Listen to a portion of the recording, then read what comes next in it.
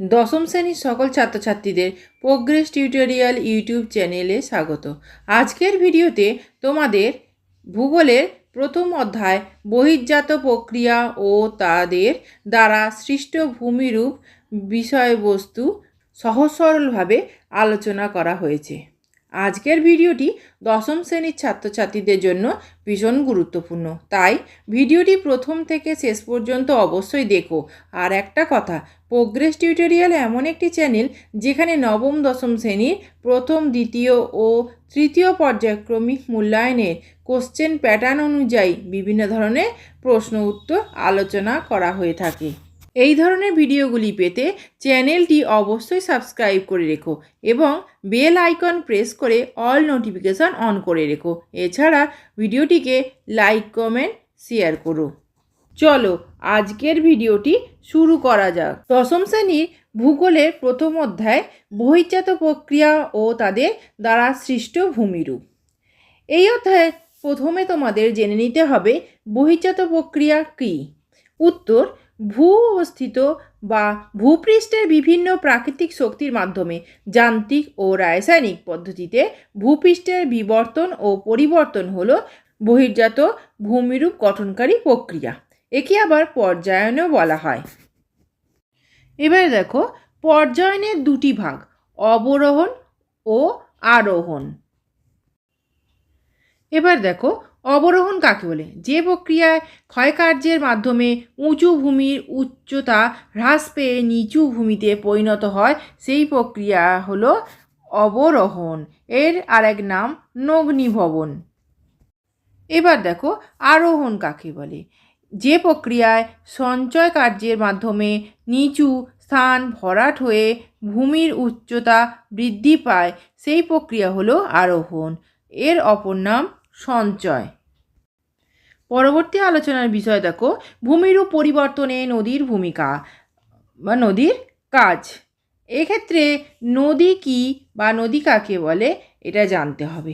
দেখে নাও, নদী হলো স্বাভাবিক জলধারা যা উচ্চভূমি থেকে উৎপত্তির পর বৃষ্টির জল, তুষার ও হিমবাহ গলা জল, প্রস্রবণের জল দ্বারা পুষ্ট হয়ে ভূমির ঢাল অনুসারে নির্দিষ্ট খাত দিয়ে প্রবাহিত হওয়ার পর সাগর বা হ্রদে মেশে। এবারে দেখো আছে নদী অববাহিকা। নদী অববাহিকা কাকে বলে এই প্রশ্নটিও পড়ে। কাকে বলে দেখে নাও, একটি প্রধান নদী তার উপনদী, শাখা নদী মিলিয়ে যতটুকু স্থান অধিকার করে তা আছে তা হলো নদীর অববাহিকা। আমাজন অববাহিকা পৃথিবীর, গঙ্গা অববাহিকা ভারতের বৃহত্তম নদী অববাহিকা। পৃথিবীর মধ্যে সবথেকে বড় হচ্ছে আমাজন অববাহিকা, আর ভারতের মধ্যে বৃহত্তম হচ্ছে গঙ্গা অববাহিকা। এছাড়াও কিছু ইম্পর্টেন্ট আছে, দেখে নাও। নদী উপত্যকা কাকে বলে? নদী খাত, দোয়াব, নদী সঙ্গম, নদীর জল সংরক্ষণ আছে, এগুলো একটু দেখে নেবে। পরে প্রশ্নটিও আসতে পারে, জলবিভাজিকা কাকে বলে? যে উচ্চভূমি দুই বা ততোধিক নদী গোষ্ঠী বা নদী অববাহিকাকে পৃথক করে তা জলবিভাজিকা বলে। পাহাড়, পর্বত, শৈলশিরা ইত্যাদি উচ্চভূমি জলবিভাজিকা রূপে অবস্থান করে। ভারতের হিমালয়, পশ্চিমঘাট, বিন্ধ্য পর্বত প্রভৃতি পর্বত হলো বিখ্যাত জলবিভাজিকা। এবারে দেখো, নদী কাকে বলে জেনে নিয়েছি। এবার নদীর কি কাজ আছে দেখো। উৎস থেকে মোহনা পর্যন্ত নদী ক্ষয়, বহন এবং সঞ্চয় এই তিনটি কাজ করে থাকে। এবারে দেখো, নদীর ক্ষয় কাজ। এই নদীর ক্ষয় কাজ চারভাবে হয়ে থাকে: জলপ্রবাহ ক্ষয়, অবঘর্ষণ, ঘর্ষণ ক্ষয়, দ্রবণ ক্ষয়। কিভাবে? জলপ্রবাহ ক্ষয়, জলস্রোতের প্রবল আঘাতে নদীখাত ও নদী পাড়ের অপেক্ষাকৃত কোমল শিলা খুলে বেরিয়ে আসে, এটি জলপ্রবাহ ক্ষয়। অবঘর্ষণ, নদীবাহিত নুড়ি, বোল্ডার, অন্যান্য পাথর খণ্ড নদীর গতির সঙ্গে গতিপ্রাপ্ত হয়ে নদীর তলদেশে বা পার্শ্বদেশে আঘাত করে নদীর গভীরতা বাড়ায়, একে অবঘর্ষণ বলে। এবার ঘর্ষণ ক্ষয় কি? নদী প্রবাহিত বিভিন্ন আকার প্রস্তরখণ্ড পরস্পরের সঙ্গে আঘাতে ভেঙে অবশেষে নুড়ি বালি ও পলিগড়ায় পরিণত হয়। দ্রবণক্ষয় জলের সঙ্গে দ্রবীভূত লবণের প্রভাবে লবণ ও ক্যালসিয়াম বাইকার্বনেট যুক্ত শিলাস্তর রাসায়নিকভাবে বিয়োজিত হয়। এটি হলো দ্রবণক্ষয়। এবারে দেখো নদীর বহন কাজ। নদী পদার্থকে চারভাবে বহন করে: দ্রবণ প্রক্রিয়ায় বহন, ভাসমান প্রক্রিয়া, লম্ফদান প্রক্রিয়া, আকর্ষণ প্রক্রিয়া। এই প্রক্রিয়াতে বহন কাজ করে থাকে। এরপরে নদীর কাজ হচ্ছে নদী সঞ্চয় কাজও করে থাকে। কীভাবে? নদী বহন ক্ষমতা হ্রাস পেলে নদী তার দুপাশে সঞ্চয় করে। সাধারণভাবে নদীর মধ্য ও নিম্ন গতিতেই সঞ্চয় কাজ করে থাকে। এবারে দেখো নদীর বিভিন্ন গতি। নদীর উৎস থেকে মোহনা পর্যন্ত নদীর ঢাল, নদীর কাজ, জলের পরিমাণ ইত্যাদির উপর ভিত্তি করে নদীকে তিনটে গতিতে ভাগ করা হয়: উচ্চ গতি মানে পার্বত্য প্রবাহ, মধ্যগতি বা সমভূমি প্রবাহ, নিম্ন গতি বা বদ্বীপ প্রবাহ। এবারে দেখো একটা ইম্পর্টেন্ট কোশ্চেন যেটা প্রায়শই পড়ে থাকে, যে আদর্শ নদী কাকে বলে। দেখো, যে নদীতে এই তিনটি অর্থাৎ উচ্চগতি, মধ্যগতি ও নিম্নগতি এই তিনটি গতি স্পষ্ট দেখা যায়, সেই নদীকে আমরা আদর্শ নদী বলবো। যেমন গঙ্গা, সিন্ধু, ব্রহ্মপুত্র, নীল ইত্যাদি। দেখো, গঙ্গা নদীর উৎস গোমুখ থেকে হরিদ্বার পর্যন্ত হলো একটি উচ্চগতি, হরিদ্বার থেকে বিহারের রাজমহল পাহাড় পর্যন্ত এটি মধ্যগতি এবং রাজমহল থেকে মোহনা পর্যন্ত এটি নিম্নগতি। এবারে দেখো নদীর ক্ষয়কার্যের ফলে কী কী ভূমিরূপ গঠিত হয়।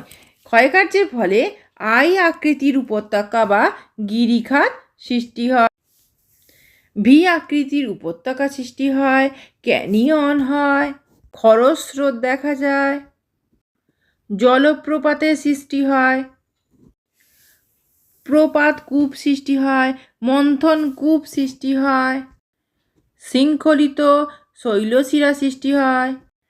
পরে আলোচনার বিষয়ে দেখো মধ্য ও নিম্নগতিতে নদীর কার্যে গঠিত ভূমিরূপ কী কী হয়: পলল শঙ্কু ও পলল ব্যজনী, তারপরে নদী বাঁক ও মিয়েন্ডার।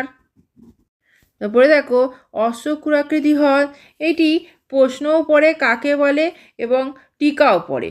দেখো, এটিও ক্ষয় ও সঞ্চয়ের কার্যের মিলিত ভূমিরূপ। পাশে ছবিটি আছে, সঙ্গে সঙ্গে একটু দেখে নাও।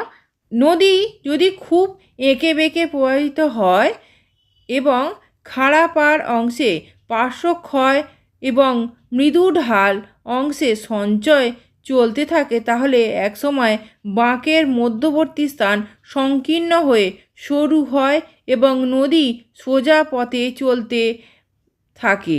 এই অবস্থায় ওই পরিত্যক্ত বা ব্যবচ্ছিন্ন অবশিষ্ট বাঁকটি তখন হ্রদের আকার অবস্থান করে। এই ধরনের হ্রদ দেখতে ঘোড়ার খুরের মতো বলেই এই ছবিটি দেখো পাশে, ঘোড়ার খুরের মতো বলেই এটি হলো অশ্বক্ষুরাকৃতি হ্রদ। পরের পয়েন্টটি দেখো নদীচর ও নদীদ্বীপ। তারপর পয়েন্টটি দেখো প্লাবনভূমি। এই প্লাবনভূমিও টিকা পড়ে বা কাকে বলেও পড়ে। পরের পয়েন্টটি দেখো স্বাভাবিক বাঁধ।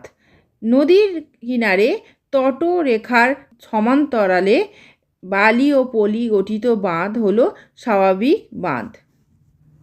পরের পয়েন্টে দেখো খাঁড়ি। শেষ প্রান্তে মোহনায় নদী যেখানে সাগরে মেশে সেখানে ফানেল আকৃতি চওড়া নদী মোহনাকে খাঁড়ি বলে। পরের পয়েন্টে দেখো বদ্বীপ।